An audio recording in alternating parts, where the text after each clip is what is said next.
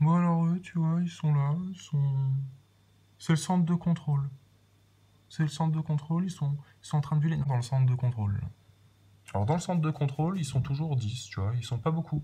C'est pas comme dans les films où tu les vois tous stressés et tout. Il y en a un qui s'occupe justement de tous les petits cailloux de l'espace qui pourraient arriver, qui surveille les radars, un autre qui s'occupe des taux d'oxygène. Non, non, non, t'en as un qui est là.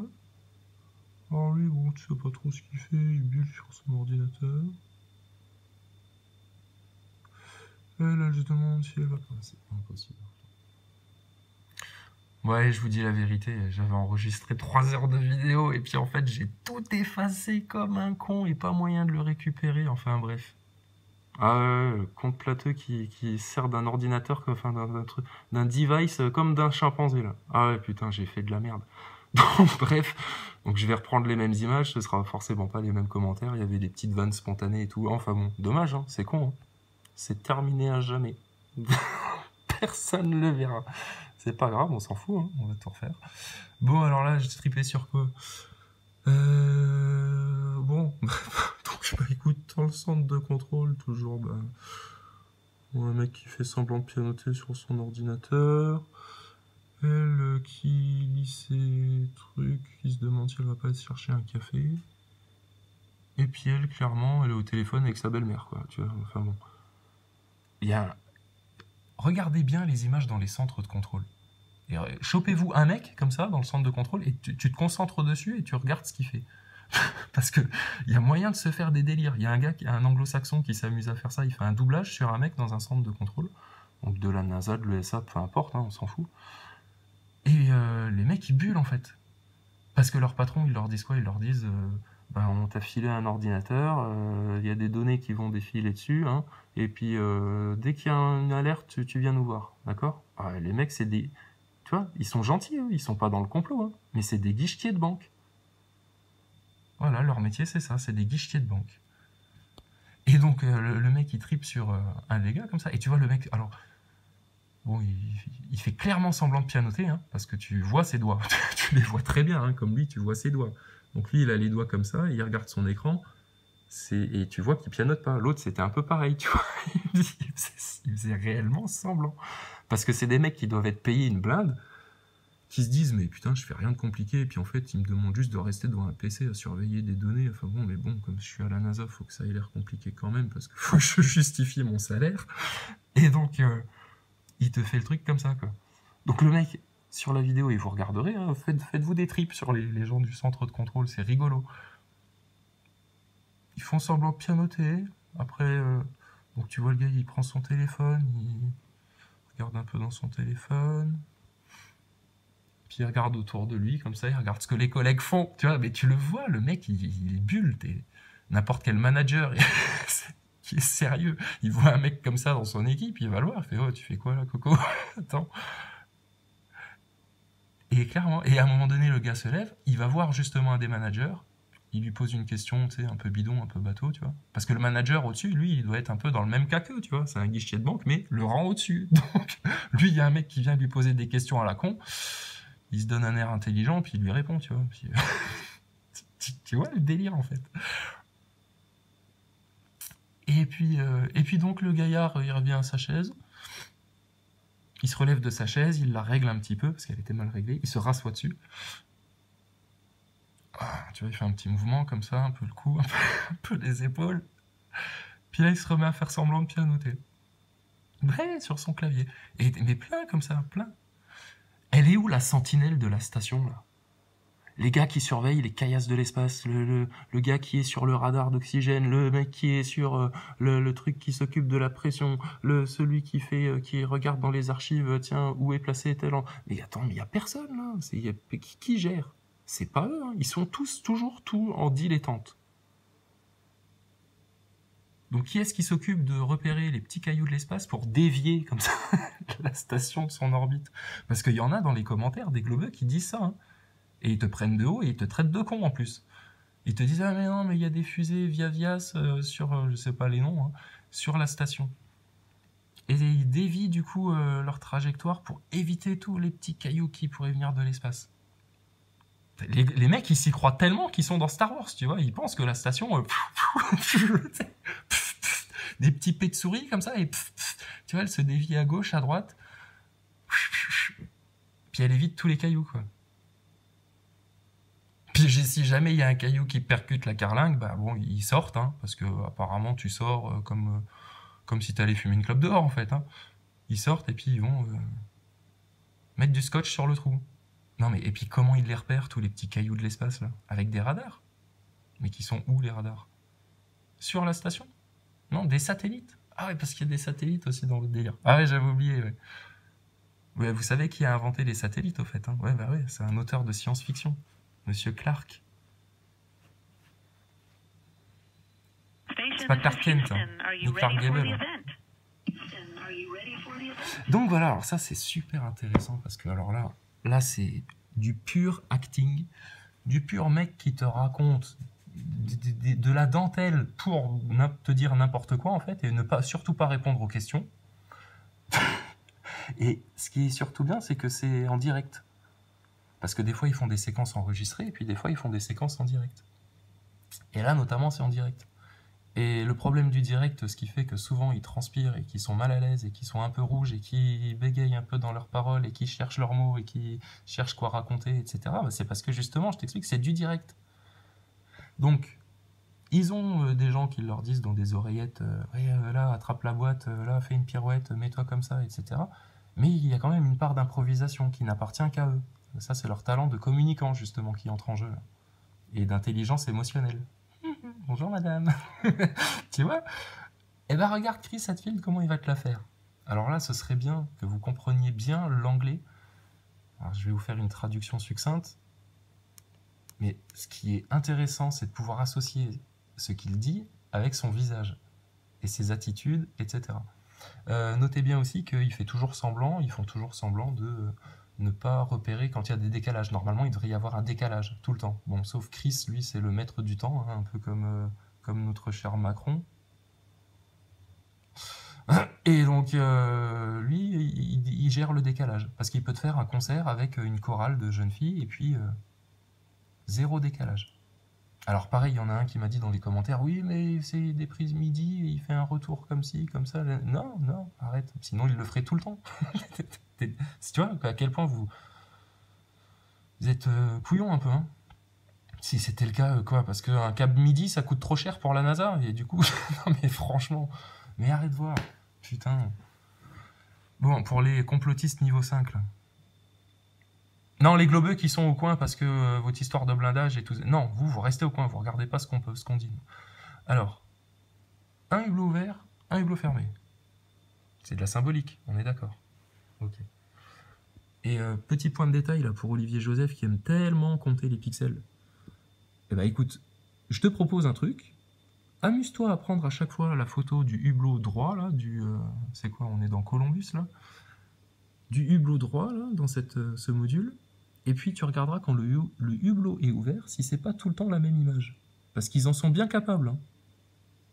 Donc vérifie voir ça. Tiens, toi qui aimes bien compter les pixels, vas-y, fais-le. Bon, la boîte, on est d'accord, c'est de la réalité augmentée. Ça montre aussi. Et puis toujours autant de câbles, quoi. Bon alors, qu'est-ce qu'il va nous raconter de beau aujourd'hui? Chris Hadfield, qui n'a que ça à foutre hein, dans ses journées, de faire des interviews, des petits... Parce qu'il fait aussi la même chose, il fait ça avec des youtubeurs. Hein. Il y a des chaînes YouTube aux États-Unis, les mecs, ils ont eu le privilège et la chance de faire un duplex avec Chris Hadfield. Et puis, ils se sont tapés un délire comme ça. Donc ça veut dire quoi? Que le mec, il a passé une demi-heure à enregistrer les réponses par rapport au script, au scénario des youtubeurs? Ou alors il l'a fait en direct avec eux? Et puis il a passé 5 minutes à faire ça. Mais vous tripez total. Hein. Là, c'est vous l'obscurantisme, les globeux, hein, qui croient de croire ça, les gourous. Terre plate, terre ronde, discutez-en à foison, comparez vos arguments, comparez vos faits, discutez-en entre gens qui connaissent le sujet, qui connaissent la physique, et la physique quantique, et qui n'ont pas peur d'appréhender d'autres théories encore. Mais arrêtez de dire, là, les globeux, c'est terminé, vous êtes finis. L'ISS, là, ce mec qui vient te dire que l'ISS, c'est, ah oui, c'est cohérent, ah oui, tout ce qu'ils font, c'est normal. Putain, mais alors là, vous êtes les neuneux de la Terre, qu'elle soit plate ou ronde. Ça n'existe pas. Ils vous ont monté un truc. Ben, pourquoi 55 millions de dollars par jour? Putain, par jour. Tous les jours, tu gagnes l'auto. Ah tiens, chérie, regarde. Ping. Oh bah encore. Ping. Tous les jours. Tu vois? Et toutes les nations confondues. Hein. Ils donnent tous. Ouais, parce que vous dites, oui, mais c'est normal, autant d'argent, c'est pour payer les fusées, le matériel, tout ça, les recherches et tout le team. Ouais, d'accord. Ben, je vais te dire un truc. Même s'ils étaient capables de le faire, d'aller dans l'espace, d'envoyer des fusées, etc., mais pour une simple raison pécuniaire, ils auraient tout intérêt, et le monde fonctionne sur l'intérêt, ils auraient tout intérêt à te monter un truc dans un studio qui leur coûte beaucoup moins cher, dans lequel ils prennent beaucoup moins de risques, et puis après le pognon que tu leur as donné, ben, ils développent ce qu'ils veulent avec derrière, et t'en sauras jamais rien. Même si ça existait, même si c'était possible de le faire, même si un blindage, soi-disant, hein, 28 000 km/h, il y avait ça autour de la station qui lui permettent de résister même à un choc contre un objet qui est statique sur sa trajectoire. Il y a que plus personne ne dise que la station ISS c'est réel et que ça existe. Parce que là, ça, ce sera de la fake news. Là, ce sera de l'endoctrinement et de l'obscurantisme total. Parce que là, les gamins à qui vous allez faire croire qu'à 28 000 km/h, leur station, elle est censée résister et puis se prendre des chocs et puis ça risque rien. Et les panneaux solaires, mais ils devraient être perforés en 3 mois. Parce que... Pourquoi? Ben, les débris de l'espace. La Terre, c'est quand même le seul gros champ gravitationnel qui est autour d'eux, donc ça attire des objets, ça, et puis depuis longtemps, dans votre modèle. Et toujours dans votre modèle, les satellites qui gravitent autour de la Terre, vous avez beau dire qu'ils sont en orbite haute, oui, mais les débris satellitaires, ils finiront toujours par redescendre, on est bien d'accord, puisqu'ils sont attirés par le champ gravitationnel de la Terre, selon votre modèle. Donc là, l'ISS, au niveau probabilité, elle fait juste 16 fois le tour de la Terre par jour. Elle tourne, elle tourne, elle tourne. Et puis, il y a des débris continuellement qui pleuvent sur la Terre. Et elle passe au travers et elle les évite, etc. C'est fini les globeux. Vous comprenez là qu'aujourd'hui, maintenant, là, demain matin, à partir de maintenant, l'ISS c'est fini. Fini. Votre doudou, c'est terminé. Et maintenant, les Stardust et les Astronogeek et les compagnies, des Facator, bah écoute, toi tu continueras à chercher des arguties pour nous expliquer le contraire, mais on va bien rigoler, je pense. Et puis voilà, quoi. Allez, c'est reparti. Ils participent tous. Voilà. Mais s'ils te montent un truc comme ça, c'est peut-être qu'ils ont quelque chose à te vendre justement après. Et puis que si la Lune, ça servait peut-être justement à pouvoir te vendre ça. Tu comprends qui contrôle le passé, contrôle le présent, contrôle le futur, nanana, hein? Petit globeux. Qui fait le grand physicien, alors qu'il n'y a pas de blindage, hein, je te rappelle, hein, autour de la station, 28 000 km/h. Mais bon, bref, donc maintenant, globeux, c'est sérieux, terminé, stop. Olivier Joseph, avec tous tes beaux calculs, et puis tes sandalettes dans l'eau, et puis tes appareils photo, ça, tu vas nous dire que ça, c'est réel. Et ça, pareil, t'as vérifié tous les pixels, t'as vu aucune anomalie nulle part, t'as tout décortiqué, t'as calculé la tangente entre le hublot là et le hublot là pour voir s'ils étaient vraiment parallèles. Enfin non, mais il y a juste à se baisser et à bien vouloir réfléchir dessus. C'est tout ce qu'il y a à faire. Donc les globeux, stop, fini là maintenant. Ça, regarde bien. Houston, the International Space Station is ready for the event. Alors, toujours l'introduction, tu remarqueras, il se la joue Star Trek. Hein. Ok, Chris Hadfield, commandant à bord, prêt pour le direct. Station, this is Houston. Are you ready for the event? Houston, are you ready for the event? Houston. Donc là, son micro était ouvert et on l'a parfaitement entendu en même temps. Je vais vous le remettre. Et lui répond instantanément. Donc au moment où elle a posé la question, ça s'est entendu par lui et apparemment par le micro. Donc il doit avoir le son via un haut-parleur ou des oreillettes ou je sais pas. Regardez bien. Station, this is Houston. Are you ready for the event? Houston, are you ready for the event? Houston, the International Space Station's ready for the event. Voilà, Star Trek. CTV Studios, this is Mission Control Houston. Please call station for a voice check. Donc la petite boîte, hein, très important, la petite boîte. Station, this is Canada AM host Beverly Thompson. How do you hear Petite me? boîte qui va faire tourner, tu vois, pour... Beverly, C'est un accessoire, ça. D'accord? Il a besoin de ça pour que vous puissiez y croire. Imagine maintenant qu'il n'a pas sa petite boîte de conserve et qu'il n'est pas en train de la tourner. Bah, quoi? Là, tu commencerais à te rendre compte que c'est un mec debout devant un décor, devant un fond vert. Parce que là, derrière les hublots, c'est un fond vert. Et tu vas voir comment il décrit justement ce qu'il y a derrière lui. Il y a un problème là, dans la manière dont il vise les objets et tout, c'est pas normal. Et la journaliste, tu verras dans les questions qu'elle lui pose, elle aurait dû juste lui demander: est-ce que vous pourriez, Chris, aller fermer le hublot juste pour voir comment ça marche? Et il en aurait été incapable. Parce qu'il est sur un fond vert. Et qui se casse, je pense, même pas le cul à faire un fond vert animé. Tu vois, c'est-à-dire que les drapeaux, il n'y en a pas un qui bouge. S'il y avait encore un Pugsy ou je sais pas quoi collé là au plafond, il resterait, tu vois, n'importe quoi. Donc sa boîte de conserve, elle ne sert qu'à ça. Accessoire. Et vous allez voir là comment... Alors là, c'est le bonimenteur, hein, Chris Hadfield. Et ça se voit clair et net. Il va devenir tout rouge, il est mal à l'aise, il cherche ses mots, il fait le faillot parce qu'il veut faire passer le truc. Et surtout, dans le discours, il te raconte n'importe nawak. Elle lui pose des questions, il répond à autre chose, tu sais, il l'embrouille du début à la fin. Le shérif de l'espace, là, avec ses boîtes de conserve. Vraiment, soyez attentifs, regardez bien, amis globeux. Vous voyez, on vous veut pas du mal, hein, on n'est pas une secte renfermée sur nous-mêmes, on sort que la nuit, monsieur Stardust. Faut arrêter de dire des bêtises sur des gens que tu ne connais pas.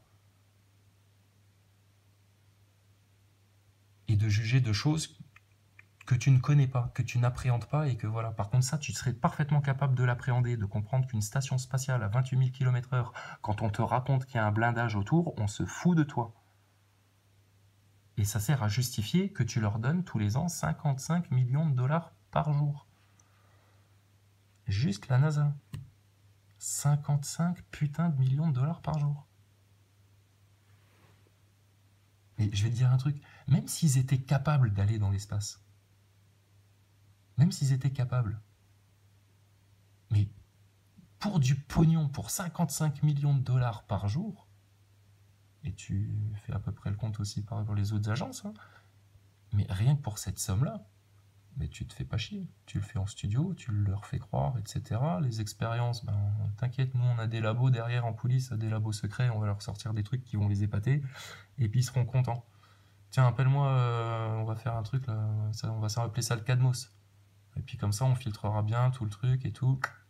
T'inquiète, on va prendre tout en main. Tu crois? C'est une mafia, mon pote. Stardust, sérieux, mon pauvre ami, réveille-toi. Hein. Ah oui, ça fait mal, je sais que ça fait mal, mais putain, bah ouais. Mais là, c'est ne pas nier la réalité, justement. Parce que là, on te parle de faits. Donc, elles sont où tes preuves? Elles sont où tes preuves? Bah, attends, trouve-moi un blindage qui peut supporter 28 000 km/h d'un projectile quelconque dans sa carlingue. Parce que vous faites tous les cadors en physique, mais je te dis, hein, les 3/4 des globeux qui postent des commentaires, mais ils savent pas de quoi ils parlent en fait. Et c'est les mecs-là qui te prennent de haut et qui t'insultent de prime abord. Retourne au Moyen-Âge, machin, etc. Mais si toi tu crois que ça, c'est pas possible de te le faire avec des effets spéciaux, etc., mais c'est que tu connais rien à la technologie. Donc c'est toi qui vis au Moyen-Âge. Bon, écoutez bien, Chris. AM, I hear you loud and clear. How do you hear me? I can hear you very well, Commander Hadfield. Thank you so much for doing this.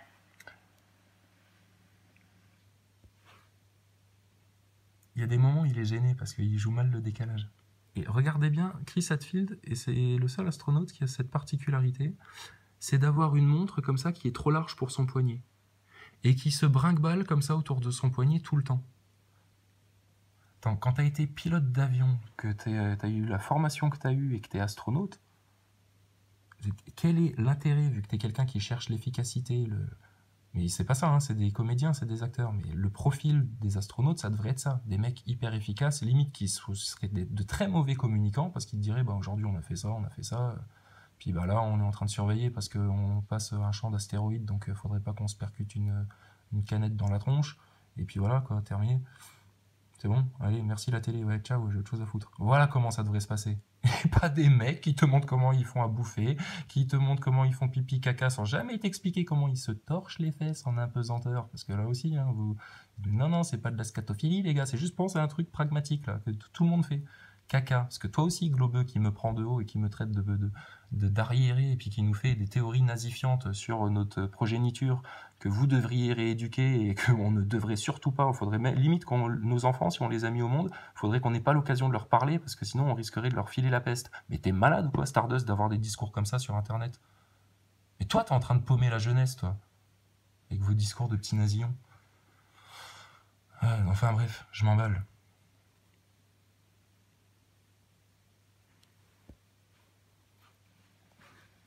It's a real pleasure. I've been lucky enough to visit with you folks several times, and to be able to talk to you today from this place, doing these things is... Oui, monsieur, from this place. Attends, là, il te la joue façon sentier, là.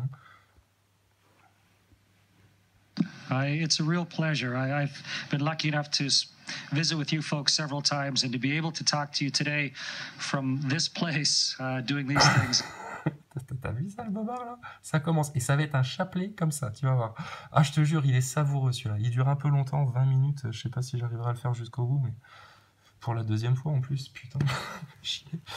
Et, mais tu vas voir, c'est un chapelet. Alors, ça boîte, là, et donc, il baisse les yeux à chaque fois qu'il manque, il est mal à l'aise. Hein. Apprenez à repérer aussi ces petites mimiques-là. Il y a des gens qui sont spécialisés là-dedans, je les invite vraiment à regarder et à donner leur avis. Ça m'intéresserait d'avoir leur avis, pour voir s'ils confirment ou pas, mais je pense qu'ils vont confirmer, c'est obligatoire, parce que je vous dis, même moi qui suis pas un spécialiste, je le remarque, et n'importe quel platiste, n'importe quel épipénie, tout le monde peut le remarquer, mais il faut juste s'enlever de la tête que c'est la NASA, donc c'est sûr que c'est vrai, là. Si c'est la NASA, à mon avis, c'est que ça doit être vrai quand même. Tu crois pas, toi? Ouais, moi c'est la NASA, moi je crois que c'est vrai. Ouais, tous les connards de complotistes qui disent que ça c'est faux, c'est non, quand même, c'est la NASA. Attends, ils ont été sur la Lune, les mecs, et... Oh. Voilà ce que vous êtes, hein, les globeux. Ni plus ni moins. Hein. Donc, putain, Olivier Joseph, avec ton petit ton, là, t'as branquignol, tout le temps, etc. Dis-toi bien une chose, c'est qu'à partir de maintenant, là, à chaque fois que t'écriras branquignol sur une de tes vidéos, bah écoute, oui, tout à fait, Olivier Joseph, continuez comme ça. Allez-y. Oui, passez à gauche, à droite, revenez à l'envers, passez par la tangente et vous rebliquez par le centre. C'est parfait. La démonstration est tout à fait claire. Mais non, on les comprend, tes théories. Mais tu te fais chier, en fait, tu te casses le cul. Donc je te dis, terre plate, terre ronde, etc. Fais les calculs et tout, c'est intéressant tout ça. Parce que je vous donnerai ma petite idée sur le sujet un jour. Mais ça, l'ISS, mon pote, mon frère, là, sérieux, Olivier, ça, arrête de me dire que c'est vrai, ça. Si t'es un mec de science qui aime la physique, le calcul, la précision, et qui a un esprit pragmatique, cartésien, t'es le genre de mec qui met des sandalettes quand il sait qu'il va aller mettre les pieds dans l'eau, non? Bon, alors tu dois bien te douter que quand tu fais une station spatiale avec des projectiles qui peuvent se déplacer à 28 000 km/h, et tout ça, il devrait être dans un sous-marin de l'espace, en fait. Et puis il devrait entendre des toutes les 2 minutes. Mais avoir une putain de carlingue de structure, c'est rien. Et alors, je veux dire, ça déjà, c'est du carton. Mais alors, le module lunaire, mais vous plaisantez ou quoi? Ça, c'est blindé, ça? 20, je sais pas quelle vitesse, hein, mais vitesse à peu près quelle on dirait, admettons 10 000 km/h, j'en sais rien. Donc, je dis au pif, hein, je sais pas. Mais n'importe quoi, vous êtes fralés ou quoi? Des feuilles en aluminium sur des plaques de 1,5 mm. Arrêtez voir. Et genre, regarde, le pied qui servait à atterrir sur la Lune, hein, le petit trépied là, qui arrive, il est posé sur la Lune, il n'y a pas une poussière dessus. Là, ok, c'est un autre sujet. Mais ce pied-là, il se fait toucher par une petite caillasse de l'espace. Ah bah putain, là, ils arrivent sur la Lune. Comme dans les cartoons. Tu sais, il arrive sur les 3 pieds comme ça et juste, il tombe sur le côté. Et comme des cons, ils peuvent plus jamais repartir. Oh, Ce serait la loose. Hein. Mais sérieux, on vous a raconté des sacrés pipeaux hein, depuis la Lune. Hein. Va bien falloir que vous vous en rendiez compte. Hein. Et oui, la station est pas blindée. Bon, allez hop, allez, maintenant on se fait plaisir. Maintenant on va se moquer gentiment de tous les astronautes qu'on va croiser. Oh là, parce que soyez sûr d'une chose, ces gens-là n'ont jamais été dans une station spatiale. Jamais, jamais, jamais. Clair et net. Clair et net. Alors après, le truc, c'est mais pourquoi ils auraient fait ça, tu vois? Et là, c'est là qu'un Olivier Joseph, il est fini. Un Stardust aussi. Bah parce que là, eux, ils vont poser des questions dont ils n'auront pas les réponses. Alors que tous les platistes les ont très bien appréhendés, tu vois, ils ont le schéma assez bien en tête.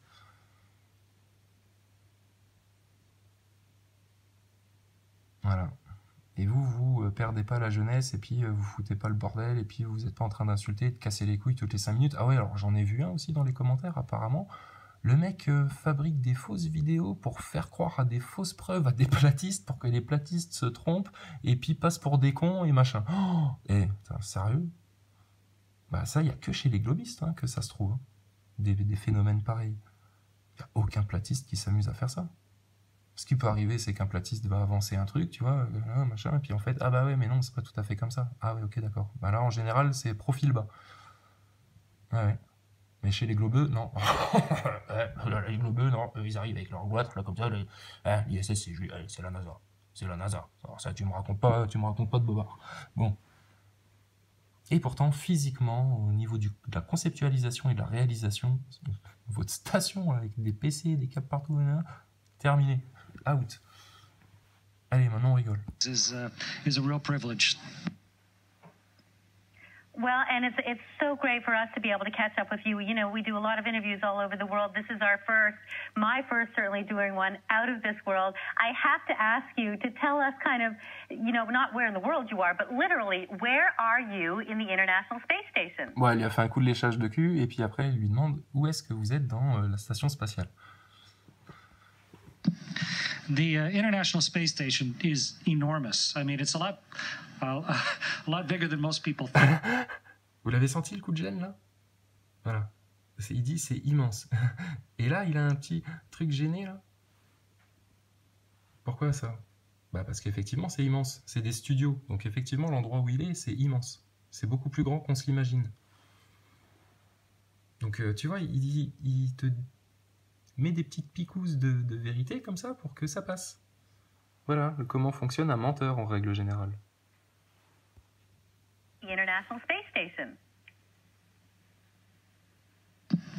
The International Space Station is enormous. I mean, it's a lot bigger than most people think. It's a bunch of laboratories bolted together. I'm currently in one of those laboratories. That's the universe just out the window. We're inside. T'as entendu ce qu'il lui dit? Donc il dit voilà, là il y a ces différents modules qui ont été créés ensemble. Donc là il répète, tu vois, la fiche technique. Et puis il te dit bah là dehors c'est l'univers. Ils font les malins en plus. Bigger than most people think. It's a bunch of laboratories bolted together. I'm currently in one of those laboratories. That's the universe just out the window. We're inside the Japanese laboratory. Just behind the camera is the European laboratory. The American laboratory is over there. Et là, il a des regards qui sont projetés beaucoup plus loin que la paroi. Parce qu'il ne devrait pas, sinon, regarder au loin comme ça quand il se figure ce qu'il est en train de t'expliquer. Il devrait dire, voilà, à droite, à gauche. Mais là, il regarde au loin. Et il regarde au loin, pourquoi? Parce qu'il se fait piéger, parce que derrière, il y a du décor, là. Et voilà, ça, c'est le vrai visage de Chris Hadfield. One of those laboratories. That's the universe just out the window. We're inside the Japanese laboratory. Just behind the camera is the European laboratory. The American laboratory is over there. The Russian segment is down there. And then all across it here, bigger than 5 hockey rinks. Il t'en fait des caisses. The Japanese laboratory. Just behind the camera is the Et ils sont toujours en European plus, tu vois, comme quoi vraiment c'est vraiment important que ce soit des bons communicants. Ils sont toujours très séducteurs en fait dans leurs vidéos. Les nanas souvent elles se la jouent un peu, tu vois, soit femme soldat, soit petite fille toute gentille, tu vois. Et puis les mecs, eux, c'est pareil, Ça sent la séduction à fond, ça. Laboratory, the American laboratory is over there, the Russian segment is down there, and then Tu vois, il fait all des gestes, across it here, tu vois. bigger than 5 hockey rinks, is the whole space station. It's a big place, and we're just in one little corner of it here right now with experiments all around me. Et là, il You know, coupe bien and son it's micro just- pour even pas though qu'on we- entende la reverb, tu vois. Parce que là, de nouveau, il va l'entendre en direct, mais il va faire comme s'il l'entendait pas.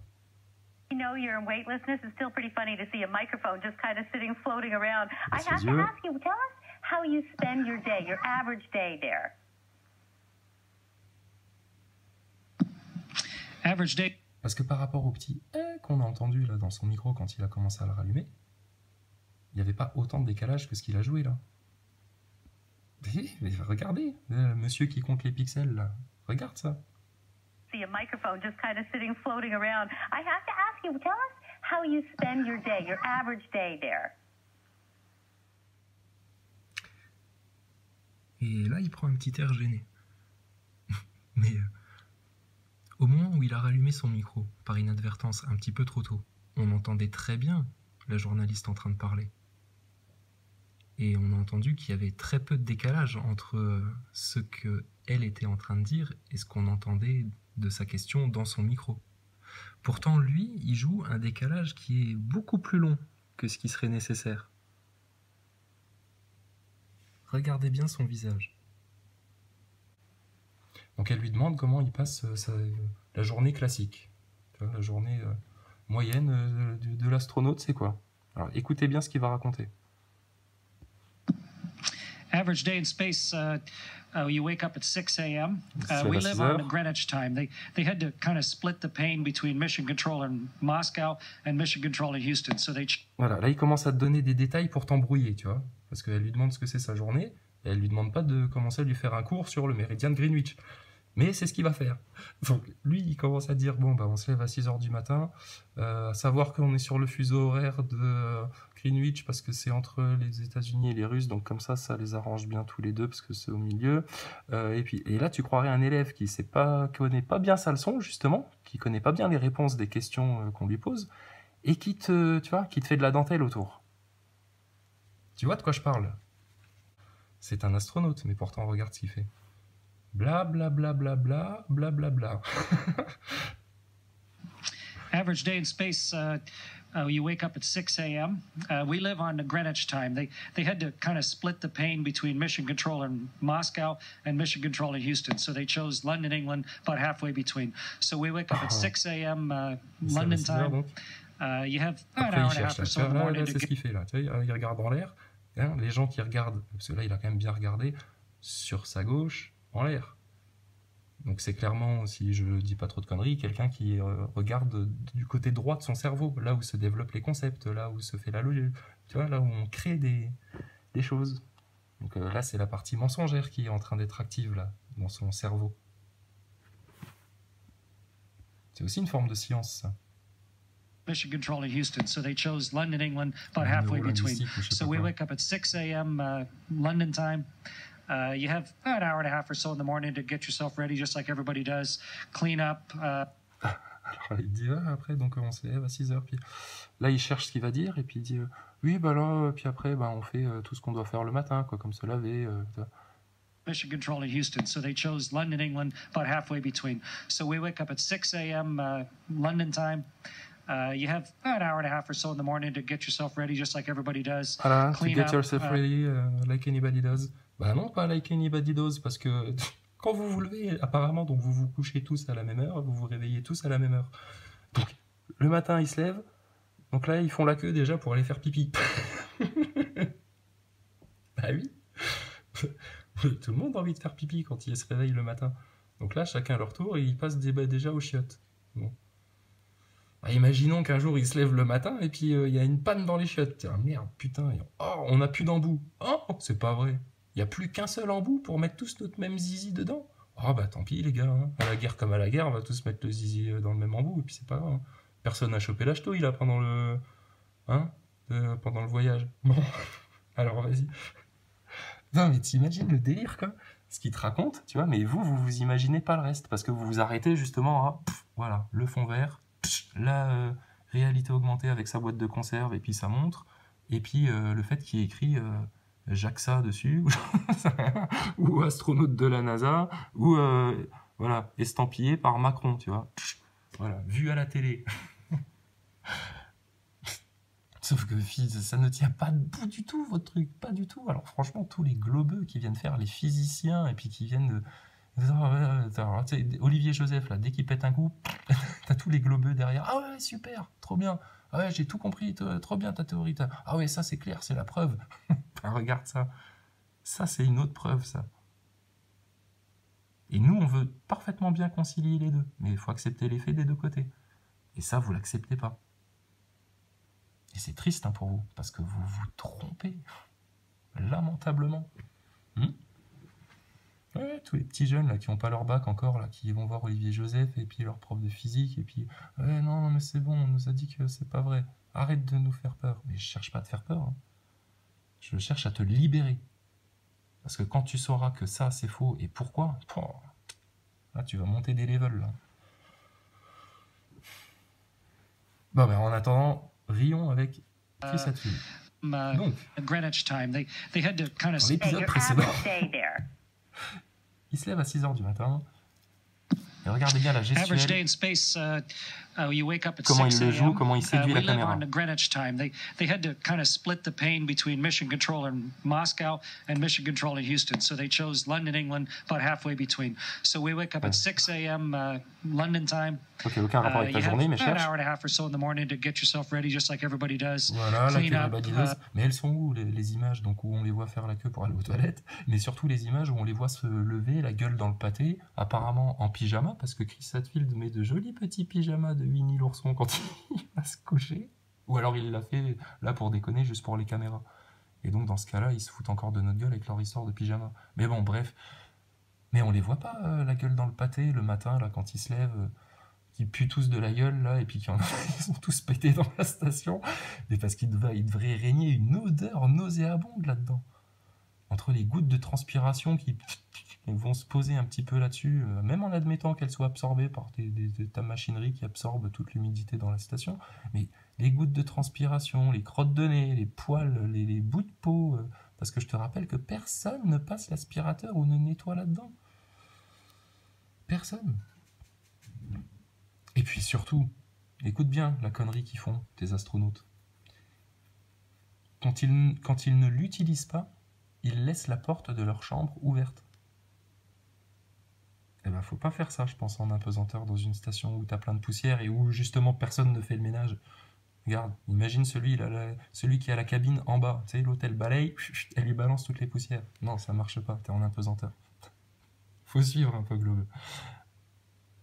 Mais imagine, ils devraient fermer leurs portes systématiquement. Elles sont tout le temps ouvertes, hein, regarde bien. Mais parce que tu devrais justement faire en sorte que cet endroit-là, il n'y ait pas de poussière, il n'y ait rien qui puisse te rentrer dans les narines ou te gêner pendant que tu dors. Parce qu'ils dorment vraiment tous très très bien. Il n'y en a pas un qui s'est dit, putain, j'ai envie de faire caca là quand même, j'ai pas envie d'aller jusqu'à l'autre module. Tu vois, ça ne colle pas avec un quotidien. C'est un quotidien qui te raconte, il te raconte une histoire, ces gens-là. Mais vous n'êtes pas plongé dedans, quoi. Vous n'avez pas essayé de vous mettre à leur place, de comment ça pourrait se faire, je sais pas. Go to the bathroom, which is a little intricate in space. Make yourself... Hein? Ils vont à la bathroom, ce qui est a little intriguing in space. C'est ça qu'il a dit. Je veux bien te croire. Mais en même temps, Chris, t'es pas en train de commencer à raconter des pipeaux là? Parce que bathroom, elle est où la bathroom? Some breakfast, read the day's plan, and then we have a meeting with all of the mission controls all around.